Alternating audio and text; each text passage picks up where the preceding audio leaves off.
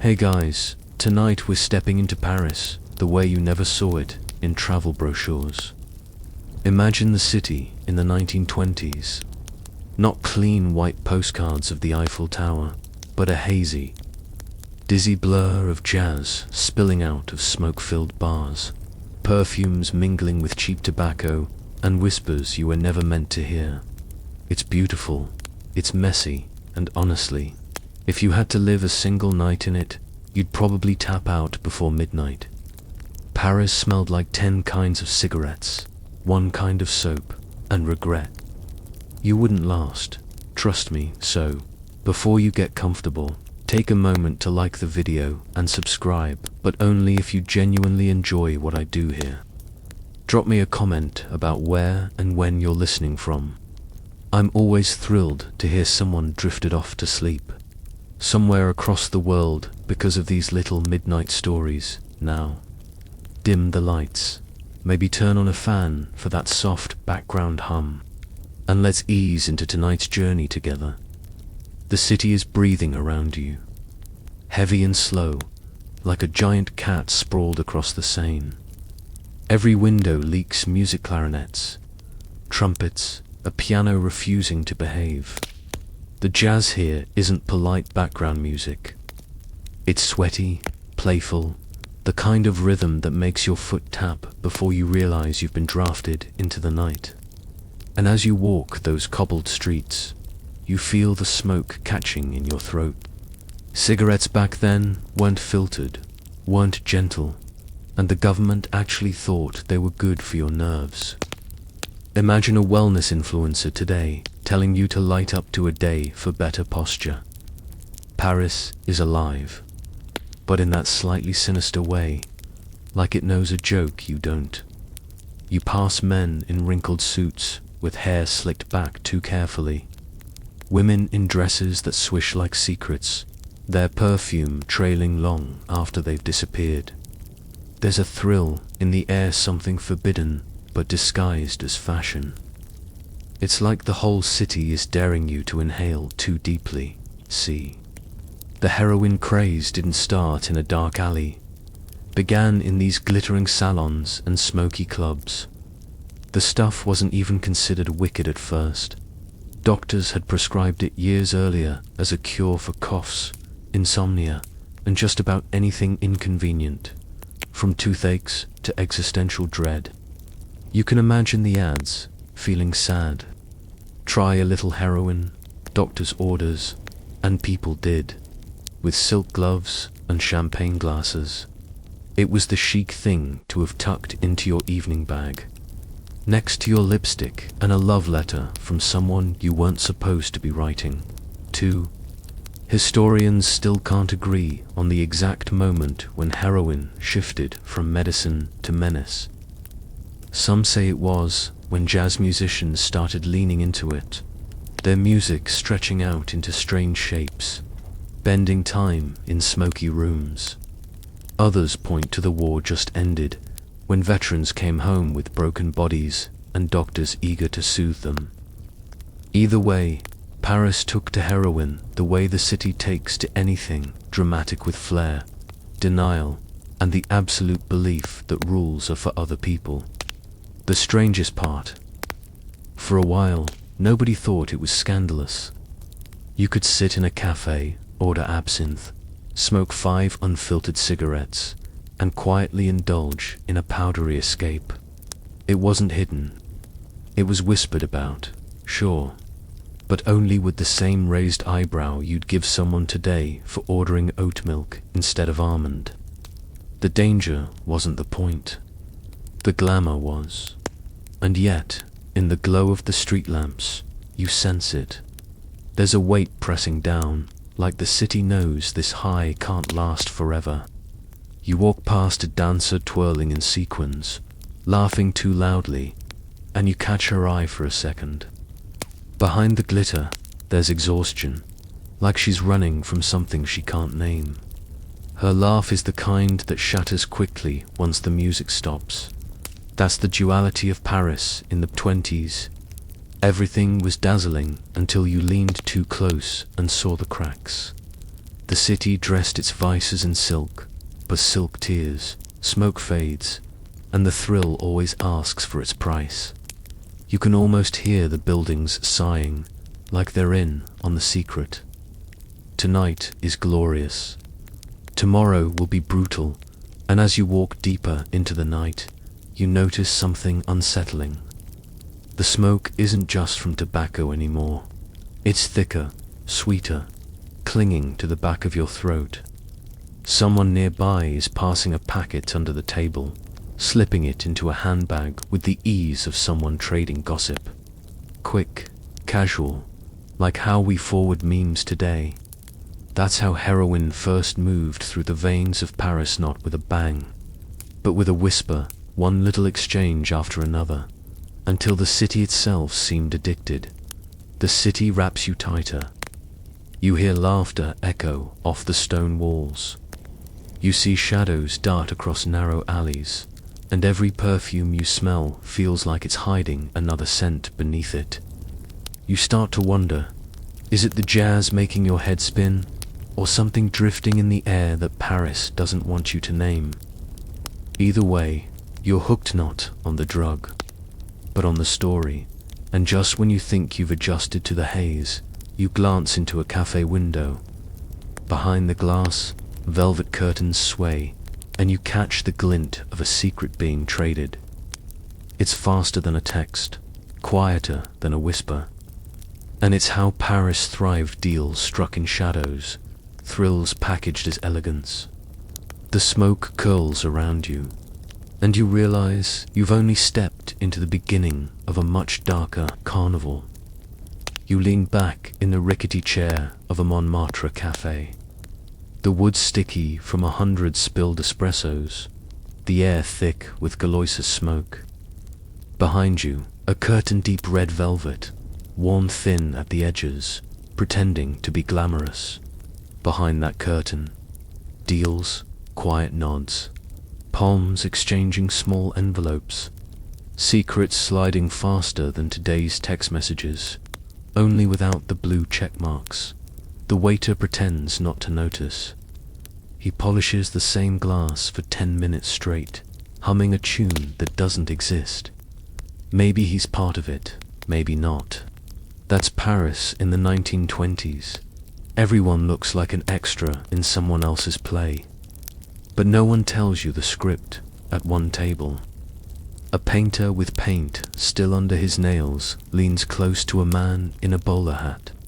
Their voices drop low, but every so often you catch the words supply and dream powder. Romantic, isn't it? The romance of destruction, whispered with the same tone someone else might use for ordering oysters. You notice how quickly the packets change hands. No smartphones, no Wi-Fi, and still the gossip and the substances move through this city faster than a meme about cats. Historians still puzzle over just how deeply these cafe backrooms fueled the frenzy. Some argue it was only the bohemians and jazz fiends. Others insist half the city elite passed through here, velvet curtains brushing their shoulders. Truth is, no one kept tidy records when powdered temptation was the main course. And there's a joke floating in the smoke too. If you wanted news in Paris back then, you didn't buy a newspaper, you bought a seat near the curtain. The headlines were spoken in code. The punctuation delivered in coughs and clinks of tiny spoons. You watch a young woman in pearls too, polished. To belong in this neighborhood, slip a note across the table to a stranger. He laughs softly, folds it once, and tucks it into his shoe. That's Paris efficiency. Forget handbags. Who's going to check a man's shoe unless they're very, very interested? There's something conspiratorial in the air, like the city itself is leaning in with you, listening, holding its breath. And whether you wanted to or not, you're pulled deeper. No one just sits in the cafe. You're either buying, selling, or pretending you're not involved. A performance staged nightly, no tickets required. And when you step back out into the street, the music of a saxophone floats through the mist. Maybe the player's high, maybe he's just happy. Hard to tell in Paris, where velvet hides more than just dust. Which brings us neatly, though perhaps not politely, to the next truth waiting just beyond these curtains, where silk gloves hide stains no amount of champagne can wash away. You drift from the cafe, velvet curtain brushing your shoulder, and find yourself pulled toward the glow of chandelier. The smoke of Montmartre fades, replaced by perfume that tries too hard, like roses sprayed over mildew. This is where Paris keeps its other secret, not in backrooms with sticky chairs, but in mirrored salons where laughter bounces too brightly, as if it knows it's hiding something. Here the aristocrats gather, silk gloves neatly buttoned, pearls glinting under the light. They tell themselves they are here for health, for science, for the modern cure. After all, the newspapers had whispered heroin was not a vice but a medicine, a relief for coughs, for melancholia, for the weight of too much champagne and too little sincerity. Doctors, some of them very fashionable, prescribed it with a flourish, as though writing out a menu at a Michelin star restaurant. One tiny vial for the lungs, one powder for the nerves, another for sleep that never quite arrives. The society pages even praised it, listing heroin among the delights of the modern age, alongside telephones and gramophones. Progress in powdered form. You watch a countess, lace collar brushing her jawline, place a silver spoon delicately to her lips. She trembles, not from scandal, but from need. Across the room, a viscount makes a joke about cough medicine while slipping a packet into his vest. The irony is so thick you could spread it on toast, and yet, in whispers, people admit the cure feels more like a curse. Instead of easing nerves, it tightens them. Instead of banishing melancholy, it digs a deeper hole. Historians still disagree about how aware these glittering salons were of their own decay. Some argue the elites were blind, dazzled by their own chandeliers. Others claim they knew very well and simply preferred the glitter to the truth. After all, it's easier to blame the poor addict in the alley than to notice the duke with a glassy stare at your own dinner table.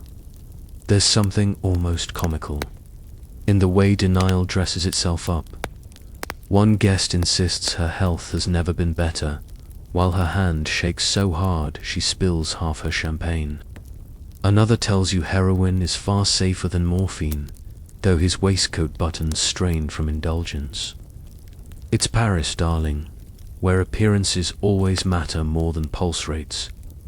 But if you look closely, you can see the curse written in their faces. Silk gloves can't hide the restless twitch, nor pearls the hollow eyes. A marquis stumbles as he rises, blames the rug, laughs too loudly. A baroness excuses herself, vanishes behind gilded doors, and returns pale but smiling, as if nothing happened. The entire room colludes in silence. Every giggle and toast a desperate spell against reality. You breathe in slowly, exhale. The perfume is thick enough to choke you. And yet there is beauty here too. The string quartet playing a tune that sways like smoke. The polished parquet gleaming under candlelight. Paris, at its cruelest, is also Paris at its most enchanting. That's the trick of this city.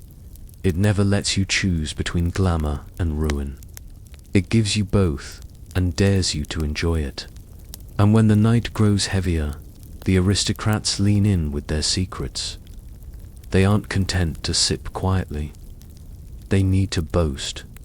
Who has the finest doctor, the purest supply, the cleverest excuse? It's a competition of ailments like trading cards. Tuberculosis, insomnia, nerves, heartbreak. Everyone claims to be sicker than the next, and everyone insists they've found the cure. You almost laugh. In the cafés, addicts hide their exchanges. In salons, they turn it into theater. At least the cafe dealers are honest about it. Outside, the city hums differently. Away from chandeliers, the cobbled streets have their own glowed-in yellow, gaslit. The aristocrat's dirty secret does not stay contained in mirrored rooms. It seeps, it spreads.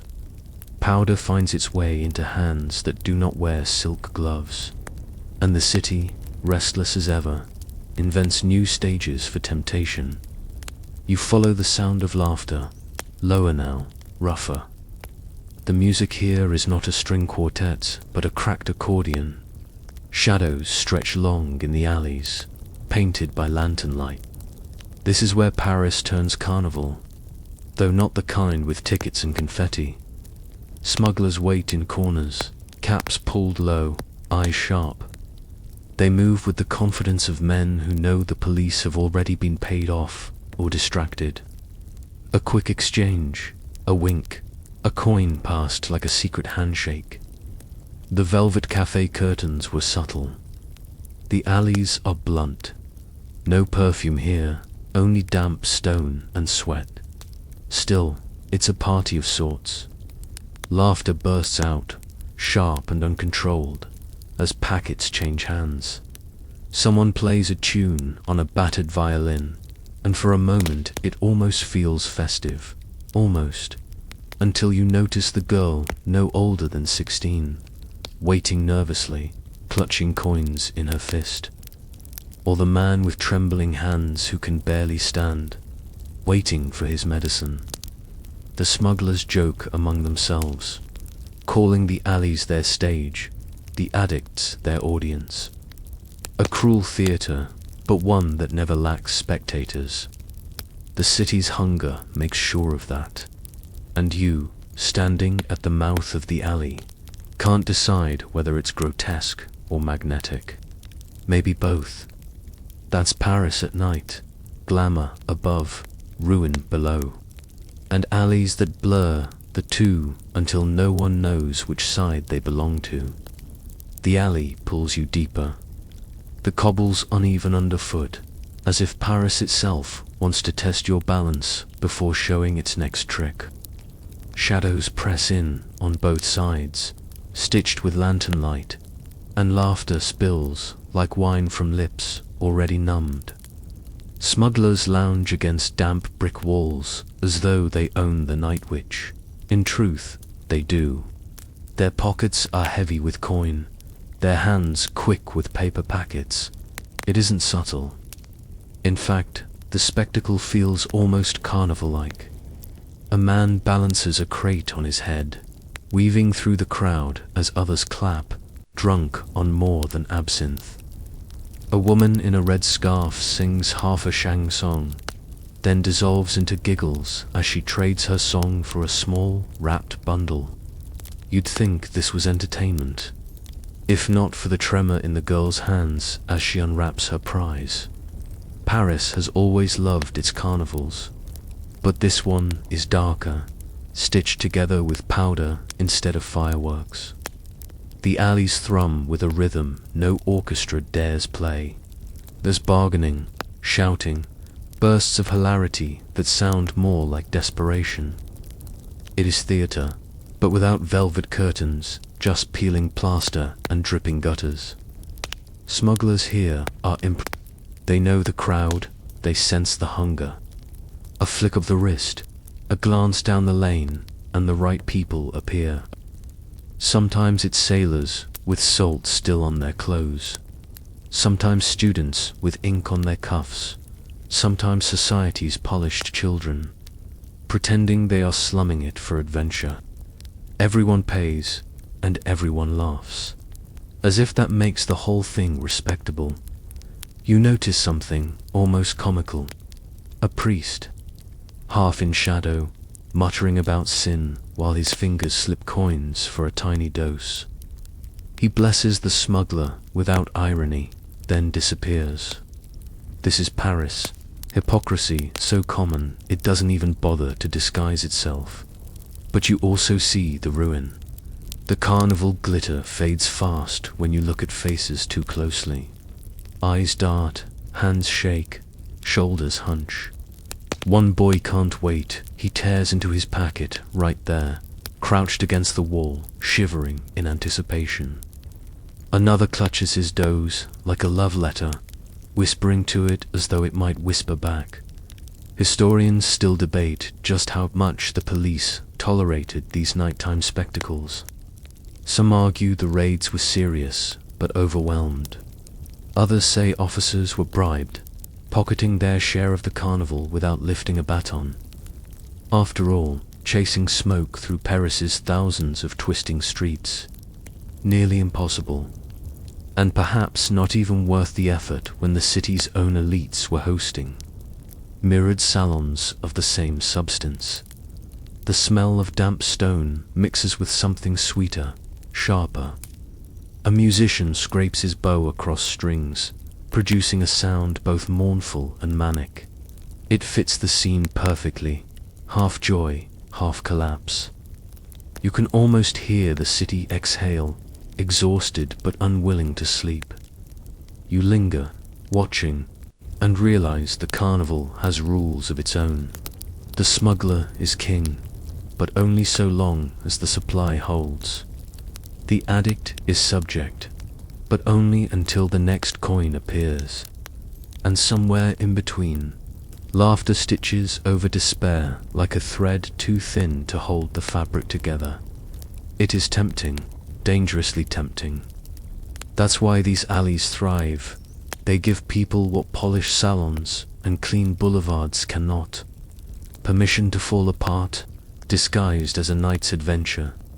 You breathe in, slow, steady, letting the damp and smoke fill your lungs, and you wonder how many secrets these walls have soaked in. But the alleys are not the only stage. Step back toward the boulevards, and temptation takes a more respectable mask. The carnival continues, only now it's lit not by lanterns, but by glass windows glowing with promise. Pharmacies line the streets, tidy, inviting, with brass handles polished to a gleam. And behind the counters stand men in white coats, who smile as if they are selling salvation itself. Welcome to the other half of the story. If smugglers turned the alleys into a dark carnival, the pharmacies turned daylight into a marketplace of miracles. Doctors, some bored, some greedy, some simply careless, scribbled prescriptions with the ease of signing autographs. 2 spoonfuls daily, they'd write, though the wink that followed meant, or as often as you like. Inside, jars gleam on wooden shelves, powders sealed with neat labels. Cough, remedy, nerve tonic, sleep draft. The customers arrive with respectable ailments, headaches, backaches, grief that refuses to be named, and they leave with bottles that promise relief. No alleys, no shadows, just the comforting smell of menthol and camphor. If you squint, it could almost pass for legitimate medicine. A lesser-known fact, in the 1920s, heroin was often marketed in elegant packaging, advertised as a cure for everything from bronchitis to bad moods. Leaflets boasted of scientific progress, urging customers to trust the modern age. Imagine buying addiction at the pharmacy with the same casualness as aspirin. That was Paris. That was modernity. And of course, the jokes practically write themselves. Take 2 daily, the pharmacist advises, though everyone knows some clients finish the bottle before dinner. One doctor, half drunk on his own product, quips that it keeps his patients quiet enough not to complain. Another claims proudly that his waiting room has never been so peaceful. Well, yes, half the patients are asleep in their chairs. The absurdity might make you laugh if it weren't so tragic. Children sent to buy cough syrup returned with remedies stronger than most soldiers could handle. Mothers soothed their nerves with powders that only tightened the noose. The pharmacies, polished and respectable, became gateways as dangerous as any alley. You picture a housemaid, apron still dusted with flour, clutching her prescription like a blessing, or a businessman in bowler hat, carefully placing a vial into his pocket before heading to his mistress. It is a quiet trade, silent, without music or carnival laughter, but it spreads just as quickly, perhaps faster, because it wears the disguise of legitimacy, and you, standing at the counter, watching the pharmacists smile, can't help but wonder which is worse, the dark carnival of the alleys, or the bright deceit of the pharmacy shelves. Both lead to the same place. Trembling hands, hollow eyes, laughter that sounds more like pleading. Paris offers many choices, but in this, the destination is always the same. So you exhale, slowly, as the night folds around you. The alleys behind, the pharmacies ahead. The carnival doesn't end. It just changes costume, and the city, amused and exhausted, whispers to you that the show will go on.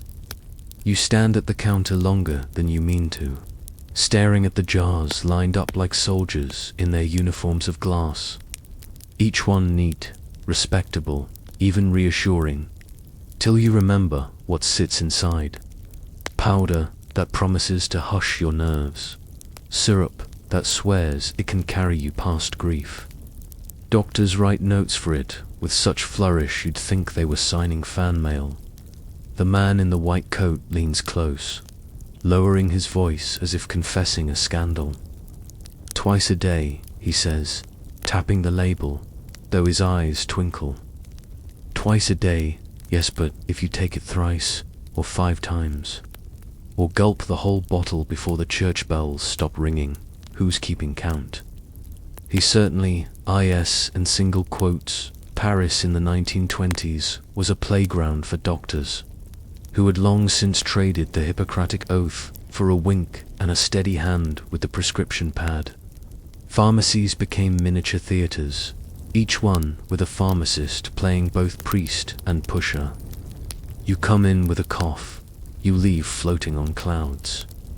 Convenient, efficient if you don't mind trading tomorrow's clarity for tonight's haze. It almost sounds funny, until you picture how normal it felt. Housewives, students, businessmen, they weren't sneaking into alleys. They were walking through polished doors with brass knobs. They were greeted warmly, like any other customer. No shame, no whispers, just the quiet clink of glass bottles wrapped in paper. It felt less like breaking rules and more like keeping up with modern medicine. A lesser-known truth. Heroin was sold by Bayer, the same company that made aspirin packaged in elegant boxes with tidy lettering, marketed as non-addictive and ideal for children's coughs. Yes, children. Imagine a mother sending her son to the pharmacy for cough syrup, and he comes back with what soldiers at the front had been rationed to numb their wounds. That's not just a mix-up at the counter. That's modern progress with a wicked sense of humor. And if you're picturing doctors as stern, noble figures, erase that. Some were as hooked as their patients. There's a whispered story of one Paris physician who swore by his own prescription, dosing himself before rounds so he could treat patients with a brighter outlook. Brighter. Yes, but only because the room was spinning. Another physician reportedly laughed that he'd found the perfect cure for difficult patients. A spoonful of his syrup, and suddenly complaints stopped mid-sentence. They sleep, they don't argue, and I look brilliant, he boasted. The joke hides the cruelty, but it was said with such casualness you realize no one in the room flinched.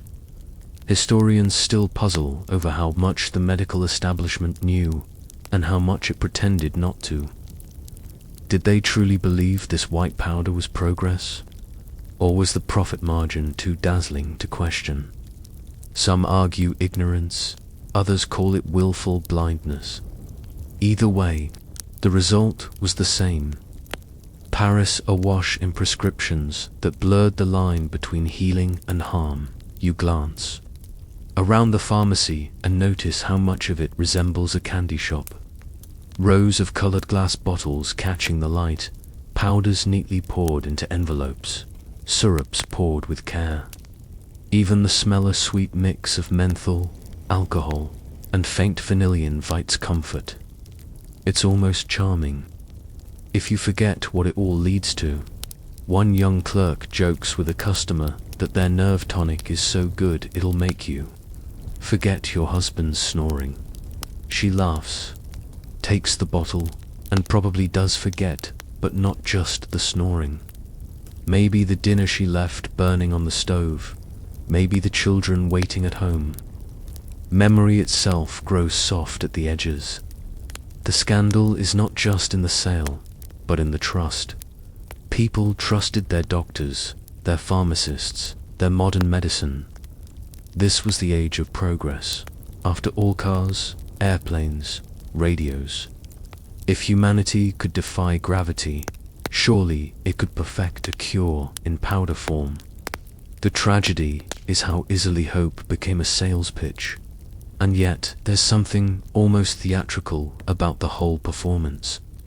Picture the pharmacist bowing slightly as he slides the packet across the counter, like an actor finishing a scene. The customer nods, whispers mercy, and steps out into the street where horse hooves clatter and jazz leaks from doorways. Another exchange complete, another night's reprieve secured.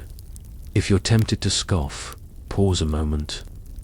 Think about how many of us today cradle our coffee cups like lifelines, or how casually we pop a pill for sleep or stress. Different powders, different bottles, but the same longing to quiet the noise, to feel steady, to breathe easier in a world that won't slow down. Paris was not strange. Paris was simply human, with a flair for style.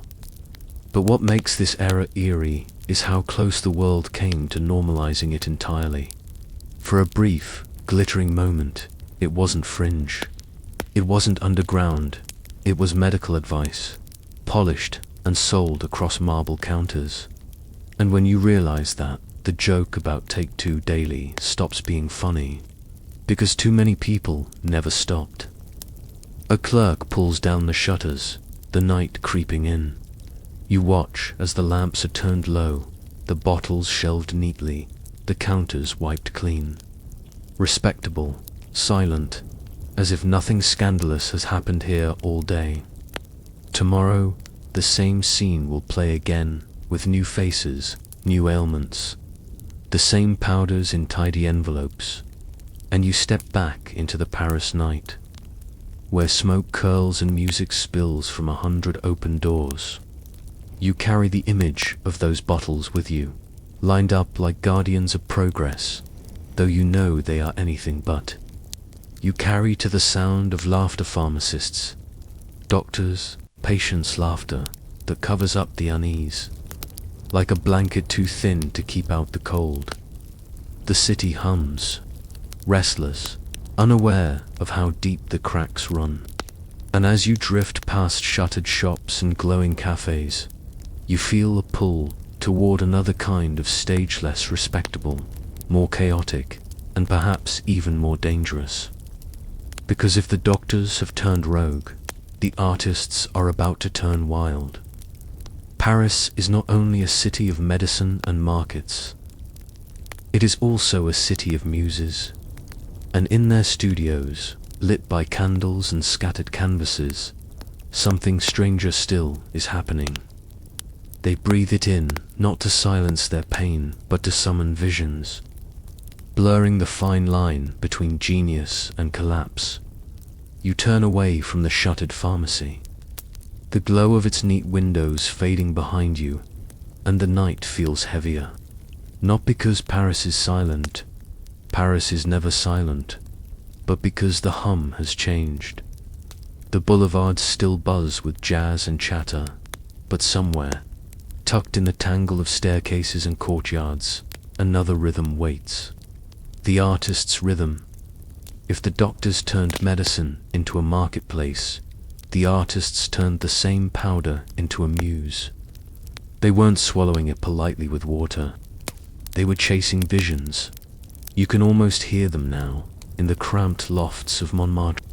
The candles guttering, the paint fumes thick, the arguments louder than the saxophones outside. Picture it, a poet, hair falling across his face, scribbling lines so fast the ink smudges, convinced he's unlocking the universe. Beside him, a painter tilts her head, eyes wide, staring at a blank canvas as if waiting for it to speak. The room smells of turpentine and smoke, layered with a sweet bite of heroin. And you, standing in the doorway, can't tell if you've walked into a laboratory of genius or a padded cell. The temptation is easy to understand.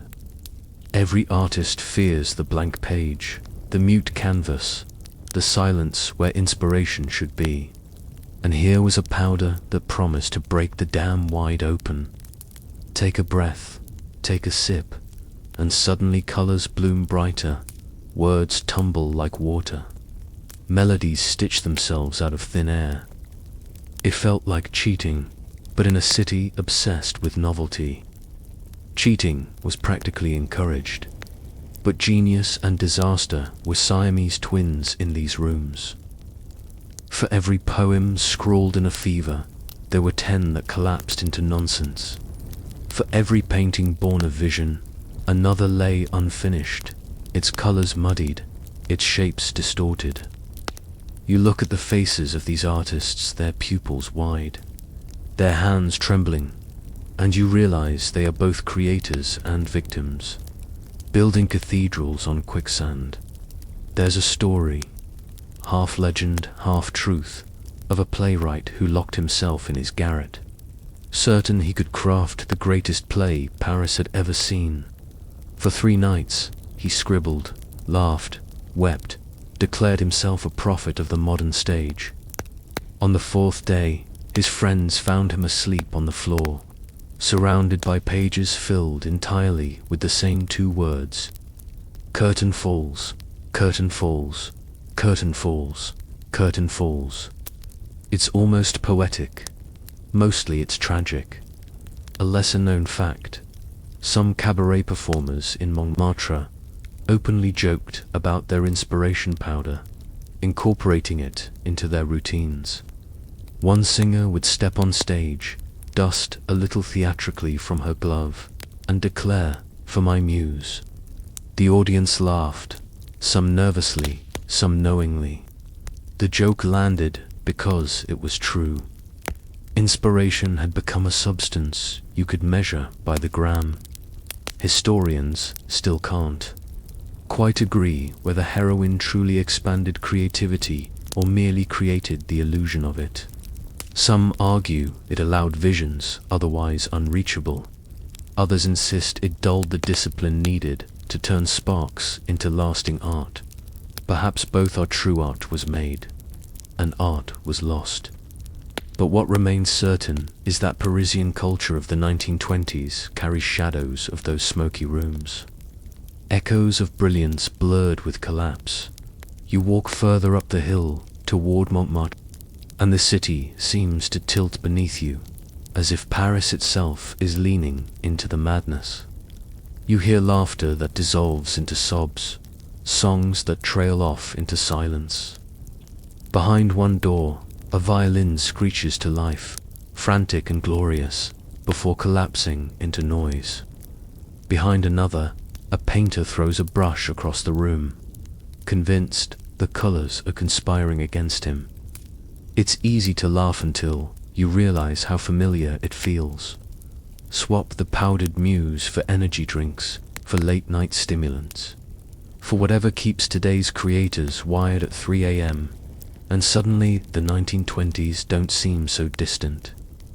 Genius still bargains with madness, only the packaging has changed. One young sculptor, barely 20, carved frantically through the night, producing forms that startled even his peers, sharp, surreal, almost alive. By dawn, he collapsed, his hands raw, his eyes vacant. His friends hailed him as visionary. But a month later, he was gone, and his statues stared blankly, silent witnesses to a brilliance burned too fast. And yet, the allure is undeniable. You feel it yourself, here in the dim lofts, with the air vibrating from canvases and verses. The chaos has its charm. The idea that one small packet could unlock eternity, that temptation still whispers, even now. You know it's ruin, but ruin wears a seductive smile. Step back into the street, and the night embraces you again. Paris hums on, unaware or unwilling to care. The city has always tolerated a little madness. It even romanticizes it.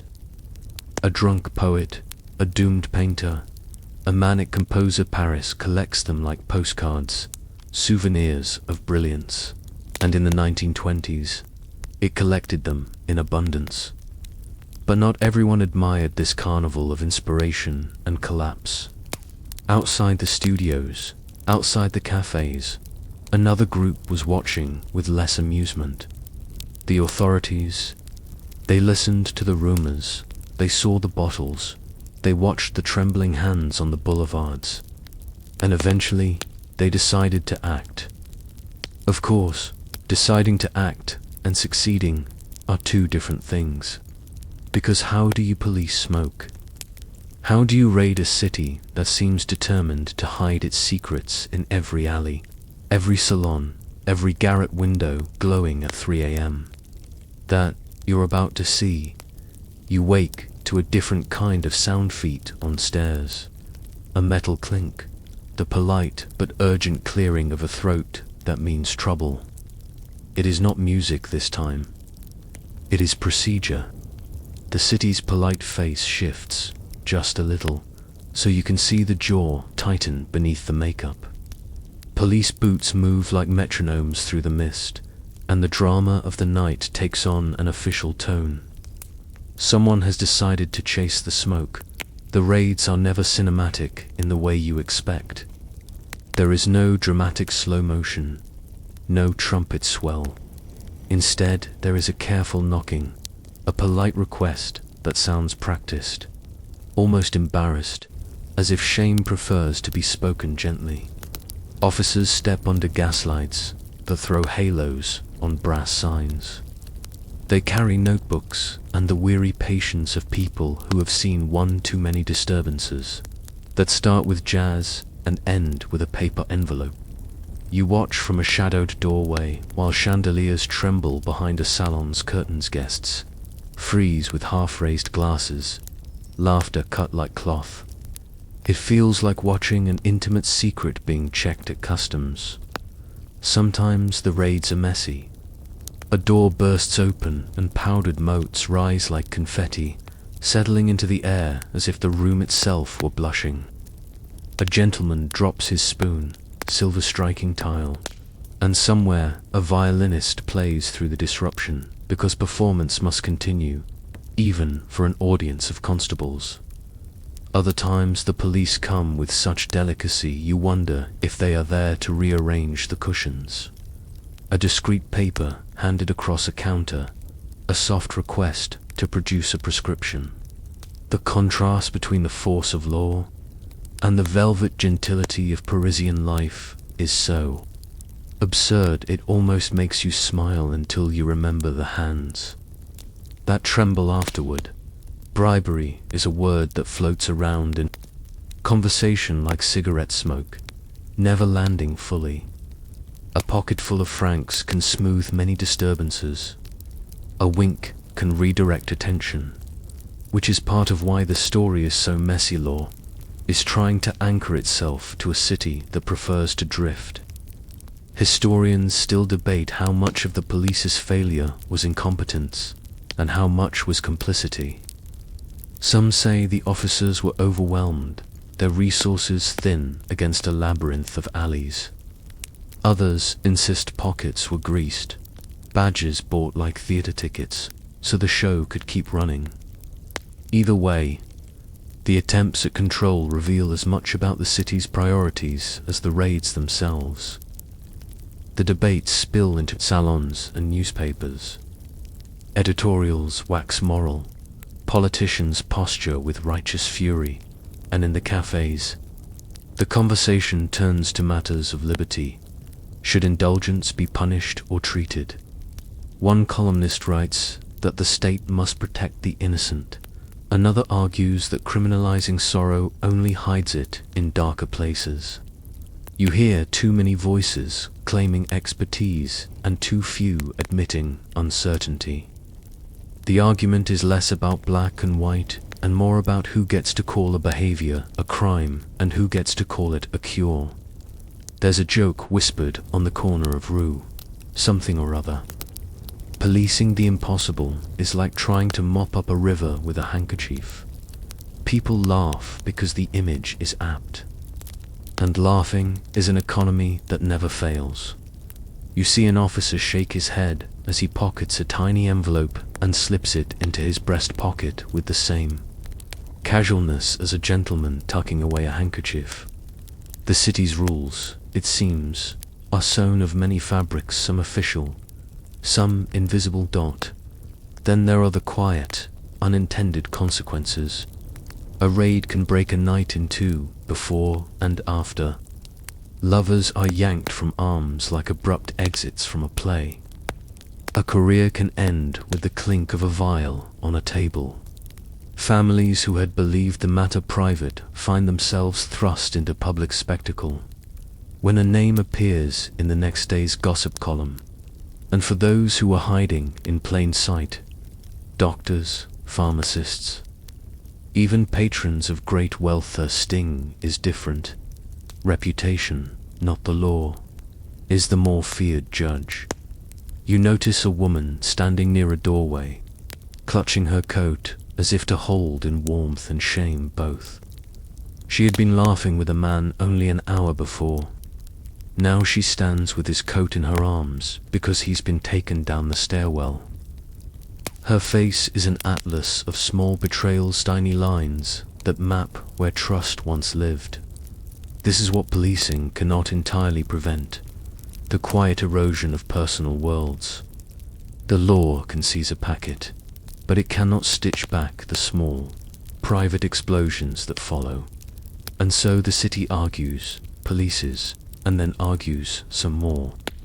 Measures are passed and debated, some blunt and punitive, others exponential, leaning toward public health rather than punishment. But enforcement tends to be a clumsy partner to culture. You learn the rhythms quickly.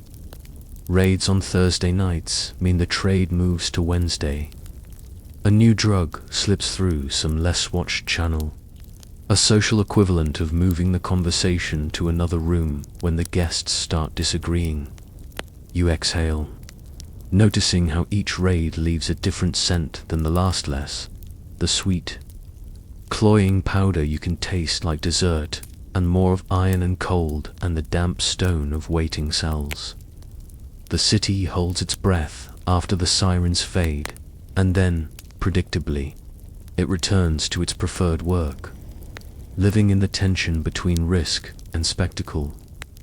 The attempts to chase down smoke alter the night, but they rarely end it. And amid these shifting laws and whispered compromises, love is impervious and fragile in equal measure. Some relationships harden under pressure, but many in the hush left by a raid. You step with me toward small rooms where hearts that used to beat in sync now misfire under the weight of secrets and powder. You walk into a room where two people once shared a pillow and a plan. Now the pillow holds a paper packet and a note that says "I'm sorry" in handwriting that tilts toward guilt. Affection here often begins. Fierce love that ignites like a lantern in fogbut. It is a flame fed by a substance that asks for more than affection can give. Romance and powder make a volatile mix. Heat at once electric and corrosive. Affairs bloom in the sharpest of light. They hide in the softest of curtains. A lover's tryst in a salon is held with the same breathless secrecy as a stolen dose. The excitement is intoxicating. Literally and figuratively, the thrill of being complicit in something forbidden. The shared smile as a packet is passed under a lace cuff. You recognize the script. Two people against the world, conspirators in pleasure. It plays well in Paris. The city loves lovers who defy convention. But what begins as conspiratorial bliss often calcifies into dependence. And dependence is a poor roommate for tenderness. You watch a couple at a window, she with powder-smeared fingertips, he humming a melancholy tune. Their conversations circle like moths, promises, apologies, vows restated between puffs and doses. There are nights of intense clarity where decisions are made, where a new life is planned, and then mornings of confusion where names and addresses slip from memory like wet soap. The pattern repeats until the romance is less about each other and more about filling the silence together. Sometimes the collapse is sudden. A husband returns from a raid to find his wife gone, a note left where her comb used to lie. Sometimes it is slow and quiet, a series of small betrayals that add up. Missed dinners, lost wages, the gradual hollowing of one syringe laughter. Your chest tightens at the image of a child's hand searching the house for a parent who is asleep on a chaise in another room. The powder near the pillow like a cruel punctuation mark. A lesser-known sting is how love becomes transactional, favors, debts, small exchanges that look like devotion but are actually currency. People trade affection for a fix, a kindness for supply. The language of love mutates into an economy. You laugh once short, sharp because it is almost comic how quickly a bouquet of flowers can become collateral. But the laugh fades as you remember faces of those who lost not only lovers but futures. Historians still debate whether the social fabric of relationships unraveled primarily because of the drug itself, or because of the secrecy and shame surrounding it. Some claim that many relationships might have survived if seen through a lens of care rather than condemnation. Others argue that the physiological changes wrought by addiction inevitably altered intimacy. Perhaps, like most things in Paris, the truth sits between two elegant restaurants. Refusing to choose a side, jealousy, of course, becomes its own cruel ingredient. When one lover's need grows, suspicion follows, and accusations are hurled like broken glass. There are stories of duels not fought with pistols, but with the slow violence of bitterness. A lover ignoring a pleading knock. A whispered rumor spread among friends. A carefully placed note sent to embarrass an exile. The social throne is unstable. A fall from it is public and humiliating. Yet not all love dissolves. You see small acts of surprising endurance. A partner keeping vigil through the night, not in fury but in a weary watchfulness. A sister selling her last trinket to buy bread instead of pay a dealer. A neighbor stepping in to cradle a child when the household cannot. These quiet resistances are unspectacular, stubborn. They do not make headlines, but they stitch lives back together, one trembling seam at a time. And so the city holds both kinds of stories, affairs that spark and burn, and small, stubborn loves that survive the smoke. You feel both the ache and the tenderness as you lean into the hush between two people's breaths. Paris, in its dramatic generosity, offers the stage for both spectacle and repair. You listen, soft. You feel the edges of hope and heartbreak brushing together like silk and grit as the night deepens. The powdery traces in pillows and pockets begin to settle. The city exhales, and you are left with the echo. Love in ruins, yes, but also love in repair. The next morning will decide which story will be told. You lean into the dusk and notice how Paris hums with things that do not originate in Paris at all. Ships nose into harbors with the patience of old beasts, their bellies full of cargo that smells of cinnamon, salt, sweat, and something less meant.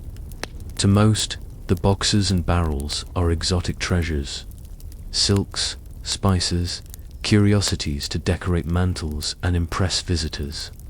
But tucked among them, hidden like a derris powder dressed in the costume of medicine and luxury, the trade routes from colonies stretch like veins, feeding the city not just sugar and coffee, but something sharper. In the colonial warehouses, clerks stamp manifests with the calm precision of men who do not ask what's really inside. Some crates arrive, labeled as quinine, a supposed remedy against fevers in the tropics. Others carry the neutral description of botanical extracts. You smile dryly.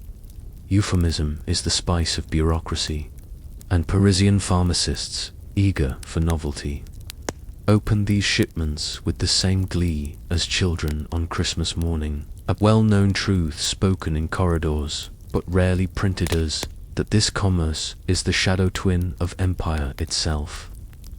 Expansion did not only mean flags raised and maps redrawn. It meant channels through which pleasures and poisons could travel under the same seal. Colonies that bled labor and resources also supplied the ingredients for Europe's newest craze. The irony is almost theatrical. The same hands that harvested crops were indirectly fueling the haze drifting through Parisian salons. Less often acknowledged, though, is the role of middlemen who were not imperial officials but entrepreneurial tricksters. Dock workers, interpreters, even missionaries occasionally found ways to slip a little extra into shipments. A missionary's trunk, after all, was less likely to be checked than a sailor's bag. You imagine a hymn book carefully hollowed to cradle small packets, the gospel pressed against temptation. It is the kind of story whispered with a grin, half disbelief, half scandal, in hushed debates that ripple through cafés. Some argue that empire merely facilitated what Paris already desired. Others mutter that, without the roots, the city would never have been so thoroughly drenched in white dust. The disagreement is rarely shouted. It hovers in sentences, cut short, in raised eyebrows, across marble tables. Was Paris the eager addict, or merely the unlucky recipient of its empire's bloodstream? You sip your drink and let the question hang on. Argument best left to those who enjoy losing sleep. The imagery of exotic treasure is not entirely false. Dealers learned early that presentation mattered. Powder was sold in jars painted with delicate Eastern motifs, or wrapped in silk sachets, smelling faintly of cloves. To buy it felt less like corruption and more like acquiring culture, a souvenir of lands most Parisians would never see. The staging was part of the seduction. If a substance could arrive wrapped in empire's glamour, how dangerous could it really be? You laugh quietly. Is the same logic that convinces people today that buying organic wine absolves them of the hangover, and the roots themselves, these invisible threads, carried more than just goods. They carried stories. Sailors spoke of fields in distant provinces where poppies swayed like red oceans under a ruthless sun. Travelers bragged of native remedies said to soothe both body and spirit. Each tale was embroidered in retelling until Paris was less importing reality than importing myth. It is almost comical how easily rumor works as advertisement when wrapped in a colonial stamp. You picture the docks again, crates stacked high, customs officers yawning as lanterns swing in the salt air. Somewhere, a ledger records 3 bolts of silk, 2 chests of coffee, 1 package of medicinal extract. The handwriting is neat, the meaning blurred. And in that blurred line between commodity and contraband, between treasure and toxin, Paris found the perfect excuse to indulge while claiming ignorance. And so the empire's shadow trade flows on, rivers disguised as veins, luxury laced with poison, treasure with a second face. You walk back into the city carrying this awareness like a stone in your pocket. Every glass raised in a salon, every hushed exchange in an alley, every trembling hand reaching for a paquetate, all ties back to distant fields and ships rocking on colonial tides. You inhale, slow, and exhale, slower still.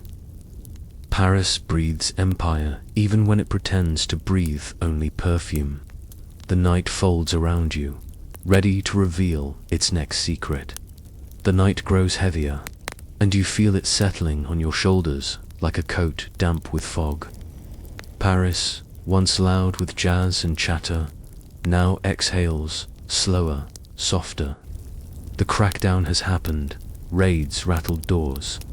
Officials made speeches about morality and medicine, and newspapers declared the storm finished. But the air tells you otherwise. Walk down any street, and it still hums with something unsaid, like a violin string plucked once, but left vibrating long after. Cafés no longer flaunt their velvet curtains, but if you lean close enough, you still catch whispers. Someone laughs too sharply at the corner table. Someone else coughs into a handkerchief too often. And the ghosts of those powdered nights linger like perfume that never quite fades. It is a city pretending to recover, but the recovery itself is a performance, acted out for the police, the papers, the neighbors. The real stories slip between cobblestones, carried in murmurs, folded into the folds of cigarette smoke. You pause outside an apartment window glowing faintly, and you could swear you hear jazz drifting from within. But the music is hesitant now, less trumpet and more shadow. Perhaps it is your mind playing tricks, or perhaps it is memory itself refusing to be silenced. History is stubborn that way. It leaves fingerprints even after you scrub the glass. A curious fact, rarely mentioned aloud, is how quickly the city adapted to silence. Dealers who once thrived behind cafe curtains found new disguises. Apothecaries shifted their potions. Artists wrapped their visions in respectable words. Aristocrats learned to toast with champagne while keeping their trembling hands tucked under the table. It is almost comic the way human beings insist that if you don't say the word, the thing itself disappears. Paris knew better. The city has always spoken in hints, riddles, gestures. Some historians still argue over what truly ended the craze. Was it the raids that finally strangled supply, or the quiet disillusionment that crept in as the glamour curdled? Others believe it never truly ended, only retreated underground, waiting. You smile at the thought. Paris, a city of infinite cellars, always has room for secrets, and yet, beneath the melancholy, there's something almost tender about the persistence of those whispers. People tell stories in hushed tones, sometimes with a shiver, sometimes with a laugh. A painter ruined by visions, a duchess with silk gloves stained invisible, a doctor who swore he was saving lives but could not save his own. They become ghost tales, half cautionary, half nostalgic. The kind of tales you repeat not because they are safe, but because they make the night more alive. It is here, walking through streets half asleep, that you realize the city itself remembers. Buildings where memory like dust, lamps hum with the echo of conversations long dissolved. Even if the powder vanished, even if the crates stopped arriving, Paris holds onto its shadows. That is the bargain of a city that has lived too much, does not forget, it transforms. So you wander, listening to the remnants. A laugh in the alley sounds too bright. A shadow moves just a fraction too quickly. The smell of roasted chestnuts at a corner mingles with something sweeter, sharper, that your brain almost but not quite names. It is as though Paris has decided that forgetting would be an insult to all the stories it has gathered. And maybe, in a way, that is what keeps you awake tonight, not the thrill of the craze, but the recognition that life is fragile, addictive in its own right, and beautiful precisely because it cannot be bottled. You think about your own time, your own world of phones buzzing with endless alerts, of convenience dressed as cure, of distractions that promise joy but leave you restless.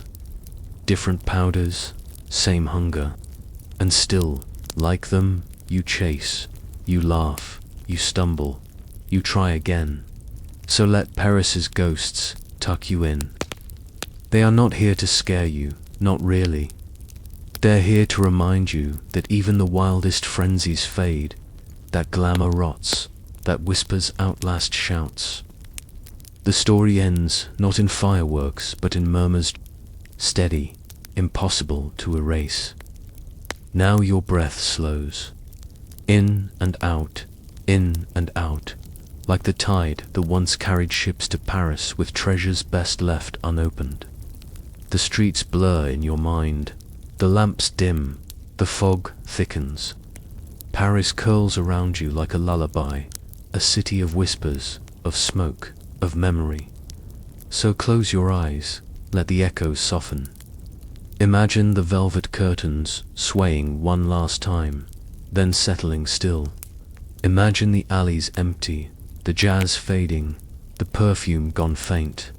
Only the hum remains, low and steady, rocking you towards sleep. And if the ghosts still linger, let them. They are gentle now, harmless. Just shadows of a city that lived too brightly, too fast, and left you a story instead of silence. End of script. Sweet dreams.